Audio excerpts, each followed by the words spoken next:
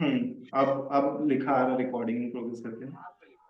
अब करते हैं ऑलराइट ऑलराइट, तो अभी आप ना नए टॉपिक से स्टार्ट कर सकते हो अभी, श्योर सर। शिवा भाई। अब हो रहा है, हाँ अब रिकॉर्डिंग का आ रहा है। सो हम लोग यहाँ कल ये भी हम लोग ने डिस्कस किया था ये स्लाइड में भी कि अब हम लोग ये कंपैरिजन चेक करेंगे नेक्स्ट अभी कि 3 tier website versus N tier web services versus N tier micro services में क्या डिफरेंस है, इनके बीच में कंपैरिजन चेक करेंगे। तो सबसे पहले हम लोग बात करते हैं 3 टायर वेबसाइट की।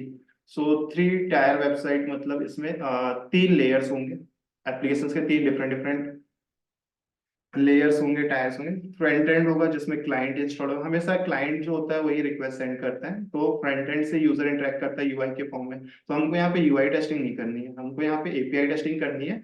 और हमारे पास में यूआई वगैरह नहीं होगा, तो हम लोग एपीआई को चेक करेंगे करेक्टली डेटा ट्रांसफर हो रहा है कि नहीं, करेक्टली डेटा मतलब एक एंड से दूसरे एंड पे डेटा का ट्रांसफर हो रहा है कि नहीं, और फ्रंट मतलब एक एंड से दूसरे एंड पे डेटा जो है वो मतलब करेक्टली आ रहा है कि नहीं। तो ये चीजें चेक करना है हम लोग को, इसी को बोलते हैं हम लोग एपीआई टेस्टिंग, मतलब यही टेस्ट करना है। और ये सारी की सारी चीजें हमें इनविजिबल रहेगी, हम लोग सर्वर साइड लॉजिक्स को वैलिडेट कर रहे हैं। हम लोग टेस्टिंग जो कर रहे हैं सर्वर साइड लॉजिक्स और डेटा डेटा पे टेस्टिंग कर रहे हैं, बट हमको नहीं पता, मतलब हमको कुछ चीज विजिबल नहीं होगी तो इनविजिबल पार्ट हमको टेस्ट करना है। तो अब यहाँ पे हम लोग बात करते हैं वेबसाइट में। तो वेबसाइट में यहाँ पे 3 लेयर्स हैं। फर्स्ट लेयर है क्लाइंट, हम लोग फ्रंट एंड बोलते हैं। दूसरा है वेब सर्वर, जहाँ पे मतलब पेज सोर्सेस है, और वेब लॉजिक मतलब बिजनेस लॉजिक जो भी है, मतलब जो भी डेवलपर यहाँ पे लॉजिक लिखता है वो यहाँ पे होता है वेब सर्वर में। और हमारा जो भी डेटा वगैरह होता है हम लोग उसको क्या है डेटाबेस में स्टोर करते हैं।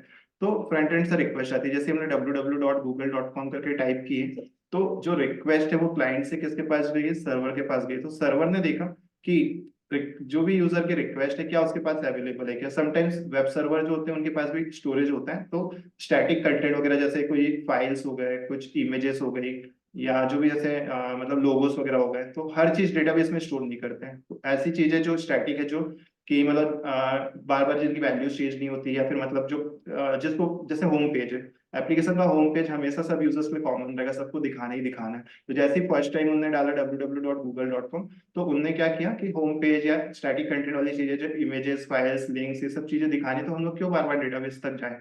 तो हम लोग एप्लीकेशन सर्वर में ऐसी चीजें स्टोर करते हैं जो स्टैटिक कंटेंट हो, उसको जब भी यूजर चाहेगा उसको डायरेक्टली हम लोग एप्लीकेशन सर्वर से रिस्पॉन्स सेंड कर देंगे। तो डिपेंड करता है, तो हम ऐसा जरूरी नहीं है कि हर बार क्लाइंट की रिक्वेस्ट जब जाती है तो हमेशा डेटाबेस तक जाए और डेटाबेस से आए। It's not necessarily like that. So अगर कोई भी डेटा या स्टैटिक कंटेंट जैसी चीजें हैं तो वो वेब सर्वर में होती है, और वो वेब सर्वर ही जो है रिस्पॉन्स जो है क्लाइंट को भेज देता है। बट रिक्वेस्ट ऐसी चीज की हो रही है जो कि वेब सर्वर के पास नहीं है, तो फिर वेब सर्वर जो होता है वो कनेक्ट करता है डेटाबेस सर्वर को, और डेटाबेस से एक्सेस करके जो रिस्पॉन्स है वो फिर वेब सर्वर के पास आता है। देन फिर वेब सर्वर जो होता है उसके पास में पेज सोर्सेस होते हैं, डेटाबेस से हमेशा डेटा आता है बस। ठीक है, डेटाबेस से डेटा आता है, तो डेटा प्लस जो भी कलरफुल हमको फिर मतलब जो भी पेज सोर्सेस है HTML CSS जावास्क्रिप्ट, मतलब और भी प्रोजेक्ट करने के लिए कलरफुल और मतलब डिजाइन वगैरह और मतलब और इंटरेक्टिव बनाने के लिए, मतलब तो रिप्रेजेंट करने के लिए फिर वो क्या करता है प्लस पेज सोर्सेस प्लस जो डेटा आता है डेटाबेस से उसको मिला के वो फिर दे देता है ब्राउजर को, और ब्राउजर जो है फिर उसको रेंडर्ड करता है कलरफुल पेजेस पे, मतलब कन्वर्ट करता है, इंटरप्रेट करता है, एग्जीक्यूट करता है, और डेटा के फॉर्म में, इमेजेस के फॉर्म में, बॉक्सेस के फॉर्म में, टेबुलर फॉर्म में हमको जो है मतलब एक अच्छे व्यू में कलरफुल रिप्रेजेंटेशन प्रेजेंट होता है क्लाइंट साइड में। तो ये हमारी कहानी थी वेबसाइट की। तो वेबसाइट में क्लाइंट एप्लीकेशन सर्वर और डेटाबेस सर्वर्स थे, तो ये वेबसाइट हो गया। अब हम लोग आगे बात करते हैं इसी चीज को वेब सर्विसेज पे कैसे होता है, मतलब वेब सर्विसेज कैसे फॉलो करता है, मतलब ये ट्रांसफॉर्मेशन जो है ना, क्योंकि डेटा ट्रांसफर हो रहा है और रिस्पॉन्स आएगा, ये तो हमको एपीआई टेस्टिंग में टेस्ट करना है कि डेटा जो चीज रिक्वेस्ट हो रही है क्या वो जा रहा है सही जगह पर, सही लोकेशन पे जा रहा है, सही अपडेटेड या करेक्ट डेटा वापस आ रहा है कि ये चेक करना। कभी कभी ऐसे डेवलपर्स बोलते हैं आपको कि आप कैसे क्लियर कर लो स्टैटिक कंटेंट का, कोई मॉडिफाई करते, कोई लोगो नहीं दिख रहा, कोई इमेज नहीं दिख रहा, कोई नया वीडियो लगा है, कोई नया इमेज लगा है, वो आता नहीं है, तो वो बोलते हैं एक बार आप हार्ड रिफ्रेश करो। हार्ड रिफ्रेश करो मतलब आप अपने कुकीज और कैशेस क्लियर करो, क्योंकि कभी कभी क्या होता है कि वेब सर्वर ही स्टोर करके रख लेता है स्टैटिक कंटेंट्स को, राइट, आप लोगों ने फेस भी की होंगी ये चीज। और जब आप उसको फिर हार्ड रिफ्रेश कर लेते हो, हार्ड रिफ्रेश मतलब आप कुकीज कैसे क्लियर कर देते हो, देन आप देखते हो कि जो मॉडिफाइड डेटा है, क्योंकि अब उसमें वेब सर्वर में वो पेज अवेलेबल नहीं है स्टैटिक कंटेंट, आपने कुकीज डिलीट कर दिए, कैसे डिलीट कर दिए, तो वो फिर जाता है डेटाबेस में, और डेटाबेस से फिर जो है मतलब जो भी नया अपडेटेड या मॉडिफाइड डेटा या एप्लीकेशन वेब सर्वर में भी कैसे में अवेलेबल नहीं है तो वो वेब सर्वर के अवेलेबल लोकेशन में जाता है और वहां से अपडेटेड चीज लेके आता है। और कैसे में होगा तो वो पुरानी चीज दे देगा आपको। मतलब ये कैसे कॉन्सेप्ट ये होता है कि आपकी स्पीड को मतलब स्पीड अप करने के लिए कैसे यूज करते हैं, मतलब कि जो बार बार चीजें यूज होती हैं वो स्टोर करके रख देते हैं, और बार बार मतलब स्पीड करने के लिए आपको वो कैसे से उठा के देता है। फिर तो आपको मॉडिफाई कंटेंट देना तो आपको पहले वो मतलब जो ब्राउजर है उसमें क्रॉलर ऐसे बहुत सारी चीजें चलती हैं। तो क्रॉल करने के लिए वो क्या करते हैं कि कैसे में चीज नहीं मिली तो वो फिर जाएंगे रिसोर्स के पास, और वहां से जो है फिर मेटा साइट या मतलब वो मैप साइट से जाकर लेके आते हैं और देन फिर डिस्प्ले कराते हैं। तो इसलिए डेवलपर्स बोलते हैं हार्ड रिफ्रेश करो या कुकीज कैसे क्लियर करो। तो ये थी हमारी कहानी वेबसाइट की। अब हम लोग बात करते हैं एंटायर वेब सर्विस की, ठीक है। तो इस चीज को अब एंड टाइम में हमेशा याद रखना, मतलब ये चीज हमको याद रखने की जरूरत नहीं है। दो चीजें, एक तो वेब सर्विस समझना और हमको माइक्रो सर्विसेज समझना। तो पहले हम लोग वेब सर्विस में बात करते हैं। हम लोग ने पिछले स्लाइड्स में देखे थे कि वेब सर्विस मतलब हमारे दिमाग में ये चीज आ जाएगी कि मल्टीपल बिजनेस लॉजिक्स होंगे लेकिन एक कॉमन डेटाबेस होगा। ये हमेशा माइंड में हमको याद रखना है जब भी वेब सर्विस की बात करें। तो मल्टीपल बिजनेस लॉजिक्स है बट एक कॉमन डेटाबेस है। और जब भी हम लोग माइक्रो सर्विसेज की बात करें, मल्टीपल बिजनेस लॉजिक से हर एक बिजनेस लॉजिक का अपना इंडिविजुअल मतलब जो है डेटाबेसेस है, और बिजनेस लॉजिक्स आपस में इंटरकनेक्टेड होते हैं। ये चीज माइंड में हमेशा चलना चाहिए जब भी हम लोग वेब सर्विस या माइक्रो सर्विस की बात करें कहीं पे भी। तो अब यहाँ पे हम लोग समझते हैं कि एग्जाम्पल के थ्रू वेब सर्विस में कैसे काम होता है, कैसे डेटा ट्रांसफर होता है, कैसे फ्लो होता है, क्या वर्क मतलब क्या फ्लो होता है डेटा का ट्रांसफॉर्मेशन का। तो अब यहाँ पे जो है कंज्यूमर जो है हमारी वेब सर्विस को ना, हाँ, एक एडवांटेज ये भी बताया था मैंने कि इस आर्किटेक्चर का यूज करने का क्या एडवांटेज है कि आप लिमिटेड नहीं हो। मतलब आप क्यों, आप कोई भी कंपनी क्यों चाहेगी कि मेरा पर्सनल डेटा या मेरा जो सोर्स कोड है या फिर मेरा जो इंपॉर्टेंट डेटा है वो मैं हर किसी को शेयर करूं, मतलब उनको एक्सेस परमिशन दे दूं। वो तो कल उनका मन करेगा तो वो कुछ भी मॉडिफाई कर देंगे, कुछ भी डिलीट कर देंगे, कुछ भी कर सकते हैं, राइट। इवन अगर मैं ऐसा सोचूं कि चलो मैं आपको ऑथेंटिकेट कराता हूँ, ऑथराइजेशन कराता हूँ, परमिशन देता हूँ, और आपको मैं अपने साथ में वैलिड यूजर नेम लॉगिन देता हूँ, आपको एक अकाउंट देता हूँ, आप ऑथेंटिकेट करो, देन आपको परमिशन है कि आप रीड राइट अपडेट डिलीट करो, तो मैं आपको देता हूँ, आप कर लो। लेकिन इसमें भी तो लॉस है, आप किसी पे कैसे ट्रस्ट कर सकते हो कोई आपको लॉस करने के लिए। तो आप कभी एक्सपोज करना नहीं चाहोगे आपका जो डेटा है, तो आप एक्सपोज करना नहीं चाहते, बट आप चाहते हो कि आपका स्केलेबिलिटी भी बढ़े। ऐसा लिमिटेड ना हो कि मेरे मेरे एप्लीकेशन में सिर्फ मेरे एप्लीकेशन के थ्रू ही मेरा एप्लीकेशन एक्सेस हो और वही यूजर्स यूज करें। मैं तो चाहता हूँ मेरा बिजनेस जो है मतलब एक्सपांडेड हो, कहीं पे भी ग्लोबली किसी भी जगह से किसी भी एप्लीकेशन से मतलब कोई यूज करना चाहे तो देन ठीक है। मैं मतलब आपको ऐसा करके देता हूँ कि आप मुझे रिक्वेस्ट भेजो मेरे तक, मैं फिर यहाँ से आपको एक्सेस करके डेटा को जो है आपको भेजूंगा और आप जहाँ से रिक्वेस्ट आ रही है वहां भेज देना। तो this kind of architecture implementation यहाँ पे मतलब डेटा को एक्सप्लोर करने के लिए, स्केलेबिलिटी करने के लिए चीजें डेवलप्ड हुई है। और अब वेब सर्विसेज की बात करते हैं हम लोग यहाँ पे। तो वेब सर्विस मतलब ये तो फाइनल पक्का है कि मल्टीपल बिजनेस लॉजिक्स होंगे और एक कॉमन डेटाबेस होगा, ठीक है। अब यहाँ पे ना वेबसाइट में तीन सर्वर होते थे। हमारा फ्रंट एंड होता था क्लाइंट, एक वेब सर्वर होता था, और एक वेब सर्वर ही जो है वो डेटाबेस से कनेक्टेड होता था, ठीक है। अब यहाँ पे क्या हो रहा है कि एंटायर आर्किटेक्चर में वेब सर्विसेज के फॉर्म में ये हो रहा है कि ब्राउजर फ्रंट एंड में तो है, ठीक है, और वेब सर्वर भी है, मतलब जहाँ पे स्टैटिक कंटेंट, स्टैटिक डेटा वगैरह जो होंगे, वीडियोस, इमेजेस, फाइल्स, ये चीजों को हम लोग काय के लिए मतलब एप्लीकेशन सर्वर में या डेटाबेस में स्टोर करें। जो चीज स्टैटिक कंटेंट है जिसको कॉमनली हर यूजर के लिए दिखाने ही दिखाना है उनको, मतलब जिससे हमको किसी चीज का ऑथेंटिकेट ऑथराइजेशन करने की जरूरत नहीं है। तो उस चीजों को हम लोग क्या करते हैं, पेज सोर्स वगैरह ऐसी चीजों को हम लोग जो है एप्लीकेशन वेब सर्वर में स्टोर करके रखते हैं, इस तरह की चीजें। तो एक फ्रंट एंड है, दूसरा हमारा वेब सर्वर है। वेब सर्वर एक क्लाइंट है, मतलब यहाँ पे ना जो वेब सर्विसेज होते हैं उनको हम लोग जो यूज करते हैं, एक्सेस करते हैं, उनको कंज्यूमर बोलते हैं। तो यहाँ पे कंज्यूमर्स के टाइप हो सकते हैं, मतलब कौन कौन से कंज्यूमर्स जो वेब सर्विसेज को यूज कर सकते हैं। तो पहला कंज्यूमर जो है किसी एप्लीकेशन का एप्लीकेशन वेब सर्वर भी यूज कर सकता है। मतलब आपकी एक एप्लीकेशन है जिसमें आपका जो है ब्राउजर है, आपका एक सर्वर है और आपका डेटाबेस है आपका, ठीक है। जैसे मैं एयर इंडिया की बात करूँ तो एयर इंडिया पर्टिकुलर अपना एक एप्लीकेशन बना के रखा होगा, उसने एक वेबसाइट बनाई होगी, उसका एक अपना सर्वर होगा और अपना उसका एक अपना डेटाबेस होगा जो सब वेब सर्वर से कनेक्टेड होगा। और एक कोई दूसरी एप्लीकेशन जैसे पेटीएम, आईआरसीटीसी वगैरह, तो वो भी एक एप्लीकेशन है, तो उनका अपना एक फ्रंट एंड होगा, उनका अपना जो है सर्वर होगा और उनका अपना डेटाबेस होगा जो उसके यूजर्स होंगे जहाँ पे स्टोर्ड होंगे। तो हम लोग यहाँ पे कंज्यूमर्स की बात करें तो पहला कंज्यूमर या पहला क्लाइंट जो है कोई वेब सर्वर है, मतलब कि आपका ही यूजर है, आपके एप्लीकेशन में रजिस्टर्ड यूजर है, आपके ही एप्लीकेशन का यूजर ही मतलब चाहता है आपकी सर्विस को यूज करना। तो वो पहला केस हो गया अपना वेब सर्वर।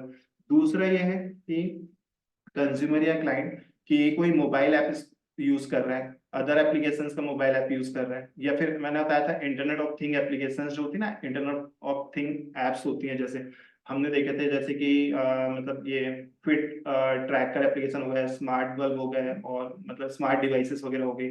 तो ये ब्लूटूथ और इंटरनेट कनेक्शंस के थ्रू जो है सिंक करते हैं डेटा को। तो उस टाइप के जो एप्लीकेशन होते हैं उनको हम लोग जो है इंटरनेट ऑफ सर्विसेज थिंग्स बोलते हैं।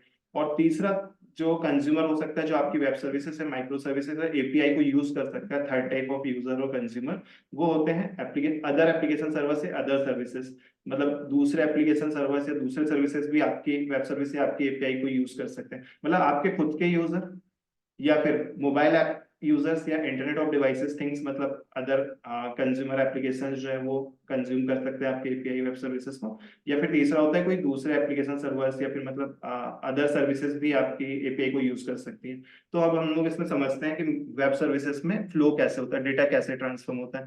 अगर मैं बात करूं कि हम लोग का खुद का एप्लीकेशन है लाइक, तो यहाँ पे ये होता है वेब सर्विसेज में एक एप्लीकेशन सर्वर एडिशनली लेते हैं हम लोग। और उस एप्लीकेशन सर्वर में जो होता है हम लोग अपने जो बिजनेस लॉजिक्स, जो मल्टीपल बिजनेस लॉजिक्स हैं, उसको हम लोग यहाँ पहले वेबसाइट में हम लोग ना वेब सर्वर में ही रखते थे। मतलब अगर हम लोग वेबसाइट में बात करें तो वेब सर्वर में ही बिजनेस लॉजिक्स प्लेस होता था, लेकिन अगर हम लोग एन एन एंटायर आर्किटेक्चर के थ्रू देखें, एंटायर आर्किटेक्चर में वेब सर्विसेज की बात करें, तो जो हमारे बिजनेस लॉजिक्स हैं उसको हम लोग ने एप्लीकेशन सर्वर में रखा और एप्लीकेशन सर्वर में हमने डेटाबेस को भी रखा, मतलब डेटा एक्सेस भी हमारा एप्लीकेशन सर्वर में है और जो हमारे बिजनेस लॉजिक है वो भी एप्लीकेशन सर्वर में है। और ये जो मल्टीपल बिजनेस सब लॉजिक्स है, मतलब जितने भी बिजनेस लॉजिक्स है वो एक कॉमन डेटाबेस से कनेक्टेड है यहाँ पे। तो ये एक एप्लीकेशन सर्वर की बात होगी। ठीक है, तो एप्लीकेशन सर्वर में हमारा जो है मतलब लॉजिक भी है और डेटा भी है।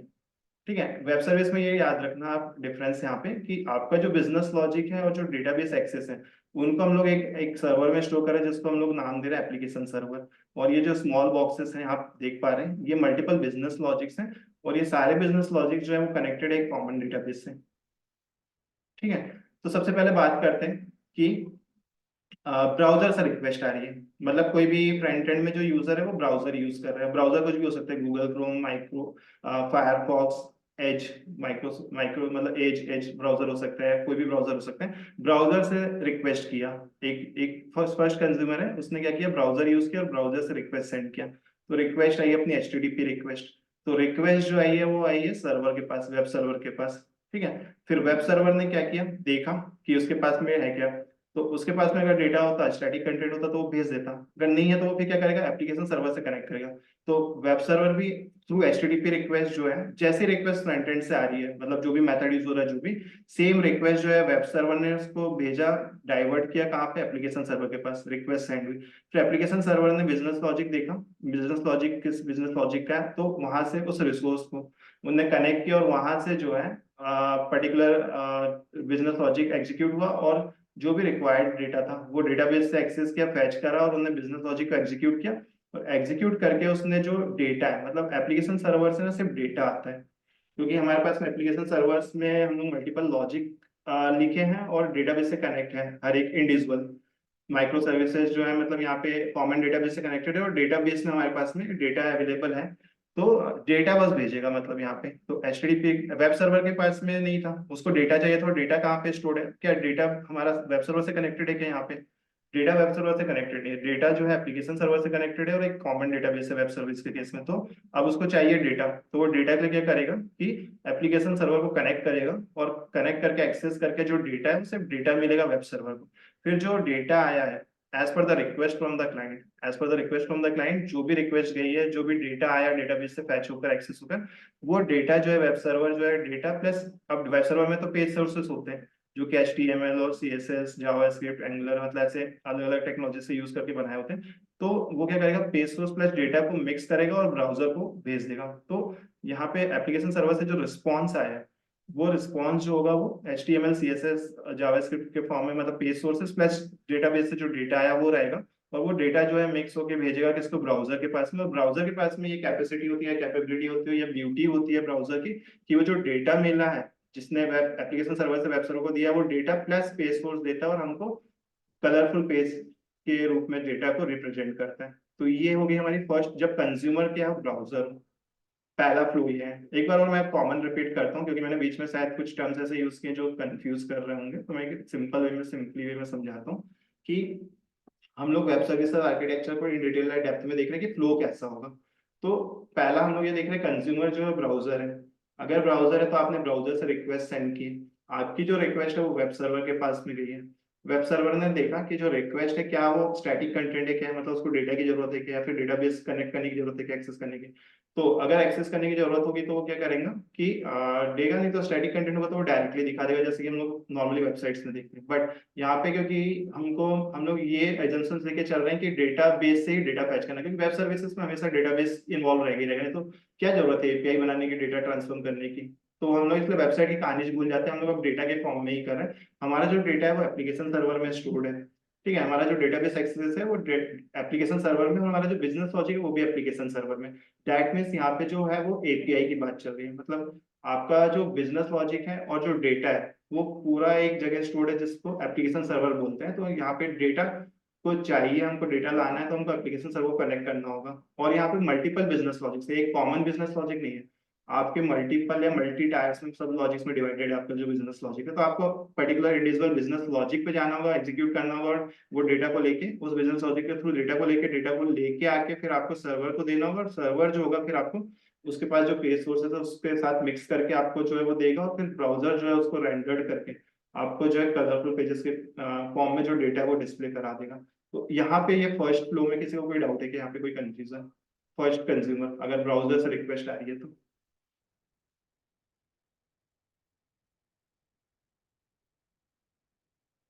It's no clear from my clear end. है ना, फाइन, मतलब ये कंफ्यूज तो नहीं कर रहा ना, मतलब फर्स्ट फ्लो जो है ब्राउजर के केस में, अगर वेब सर्विस कैसे कैसे डेटा ट्रांसफर हो रहा है, कैसे डेटा आएगा, कैसे कनेक्टिविटी होगी, यहाँ पे ये चीज क्लियर हो गया ना।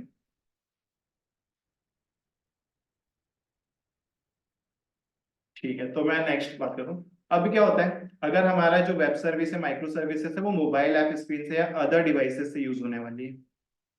ठीक है, मतलब यहाँ पे ब्राउजर से नहीं, आप मोबाइल ऐप से यूज कर रहे हो। मोबाइल ऐप में भी फिर हाइब्रिड होता है, नेटिव ऐप होते हैं, वो अपना एक आर्किटेक्चर हो, तो एपीएम मोबाइल ऐप टेस्टिंग की चीजें कहानी हो जाती है। Sorry normally to mobile interrupt से आ you. रही है रिक्वेस्ट, मतलब एक मोबाइल यूजर है, Nothing. मोबाइल यूजर ने क्या किया, आपको एक रिक्वेस्ट सेंड किया, Hello. HTTP रिक्वेस्ट, सॉरी है। Sorry to interrupt. We need to rejoin the call because oh almost okay fine, and yeah, will do that, thank you. तो stop कर रहा हूँ मैं, देन फिर रिज्वाइन करते हैं। sure.